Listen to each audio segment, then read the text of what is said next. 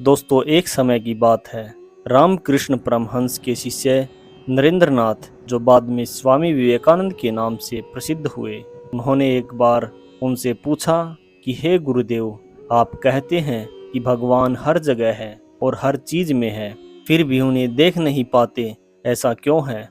रामकृष्ण परमहंस ये सुनकर मुस्कुराए और कहा, आओ मैं तुम्हें एक कहानी सुनाता हूँ। कहानी एक गांव में एक धनी व्यापारी की थी।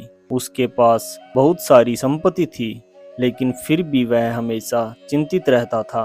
एक दिन उसने सुना कि एक महान संत पास के जंगल में ध्यान करते हैं और उनसे मिलने के लिए लोग दूर दूर से आते हैं। वह व्यापारी भी उन संत के पास गया और अपनी चिंता व्यक्त की। महात्मा जी, मेरे पास सब कुछ है, फिर भी मैं शांति से नहीं रह पाता। मुझे हमेशा कुछ कमी महसूस होती है। कृपया मुझे इस समस्या का समाधान बताएं। महात्मा ने उसे ध्यान से सुना और फिर कहा, तुम्हारी समस्या का एक ही समाधान है, भगवान की सच्ची आराधना। व्यापारी ने उत्सुकता से पूछा, महात्मा जी, मुझे बताइए, मैं भगवान को कैसे पा सकता हूँ? महात्मा ने उत्तर दिया, इसके लिए तुम्हें एक विशेष साधना करनी होगी। व्यापारी ने कहा, मैं इसके लिए तैयार हूँ, कृपया मुझे मार्गदर्शन करें। महात्मा ने व्यापारी को एक विशेष मंत्र दिया और कहा, इस मंत्र का रोज ध्यान करो और देखो कि क्या बदलाव आता है।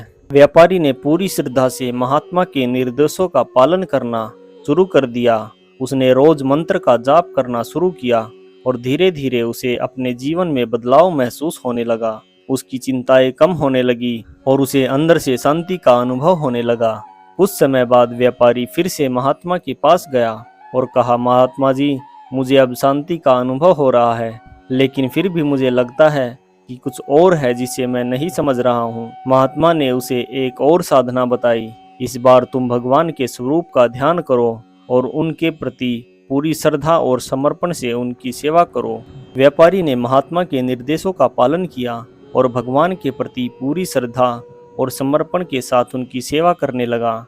वह अपने जीवन में भगवान की उपस्थिति को महसूस करने लगा और उसकी सभी चिंताएं दूर हो गई।